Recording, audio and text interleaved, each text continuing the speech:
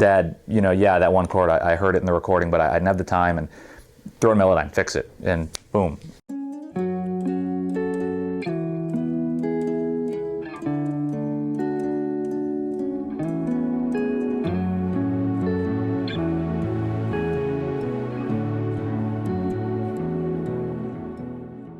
Jason Miller, I go by Jason T. Miller. I'm a songwriter, producer, composer. Worked with Kanye West and Keyshia Cole and the TV stuff. A lot of the network comedies. I do a lot of work with my dad. A lot of work for Red Bull, actually, in their moving images department. Session guitar playing, a little bit of everything. It's so much more, and a good son. I'm Bruce Miller, and I'm an arranger, composer, was a guitarist and woodwind player and all that. Haven't played in a long time. You would not want to hear me play now. Used to be primarily a record guy. Years ago, I was on the road conducting for a singer named Paul Anka, who you may or may not have heard of, but I was with him for a few years, and then from there moved out to LA, and originally being from Detroit, I was heavily Motown influenced and knew some people, and anyway, I kind of became sort of a Motown guy out here, doing a lot of strings and horns for a lot of the acts, and pretty much everybody, from the Temptations to the Four Tops, all of them. And then from there I started getting into redoing theme songs for television, like updating them, because I was like the record arranger, and that. So I did a bunch of those things. I did Dallas and Knots Landing. It was when I first started. And then I was able to start scoring some shows. And so I ended up scoring and have done loads of television. I've been pretty much known for comedies more than anything else. Frasier, I did Designing Women for 7 years, Wings, Becker. I think using it together, the first time we used it together was on a theme song where we had the star of the show singing the theme song. And he's not a singer. He was great, but he's not a singer, and he needed some cleanup work. And he was, and a lot of singers don't want their stuff to be touched, but this is going to be a weekly TV theme. It's got to be right.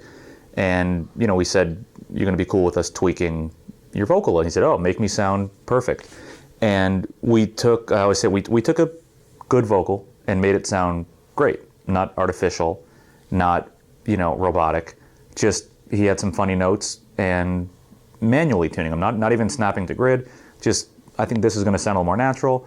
And he was blown away, and I think that was the first time we used it together, and that was probably 5-6 years ago. And I had been using it on records I'm doing, mostly for vocals, and then when the polyphonic stuff got into it, it was a whole new ball game where, you put down a guitar part, and it's like, it shouldn't be possible to do this, but now we can.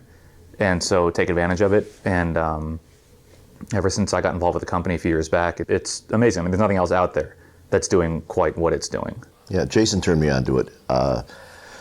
I'm one of those people that likes to do it. It likes to do my work as well as I can. And again, the problem is when you're not in the studio with an orchestra, where you can stop, they can tune. There's just so many things, changing notes. There's all kinds of things that we do there we take for granted. Here, you're locked into certain things. Things are recorded into a computer. There's MIDI files, there's audio files, MIDI transferred to audio.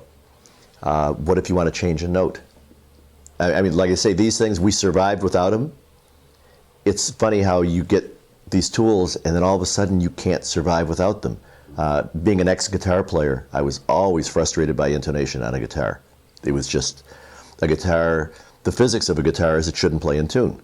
It's wrong. Every guitar player knows the problems of a B string that's intentionally out of tune, or the guitar won't sound in tune. Anyway, this thing's amazing because we can tune it, and just the way the graphic image is in Melodyne and the way it displays chords. We're actually doing something a little bit earlier where we were changing some harmonies.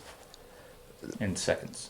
I mean, it wasn't like, I just don't want to get into this now. It used to be that way with some of the tuning programs in the software where you wanted to adjust something small. First of all, if it was polyphonic, forget it. You had to replay it. And if you had a player come over and they're gone, you're stuck. But with this, it was like, let's make that major. Let's make it a major 7. Let's drag whatever, snap to grid, don't snap to grid. And you kind of look at each other, you chuckle because it sounds like that's how it was played.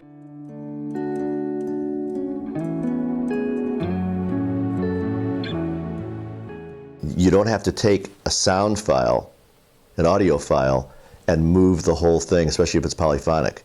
If everything's great, but if the rhythmic feeling isn't quite right, with this thing it's got it separated, and if anybody played something weird on a guitar, weird on a piano, whatever, it's like you can straighten things out rhythmically as well as harmonically. And I mean, to me, that's almost as important. Not quite, but almost. It's great to be able to keep that groove. It's like the performance was great, but it was just a little of this or that one chord. It's like, ugh, you know, it just wasn't right.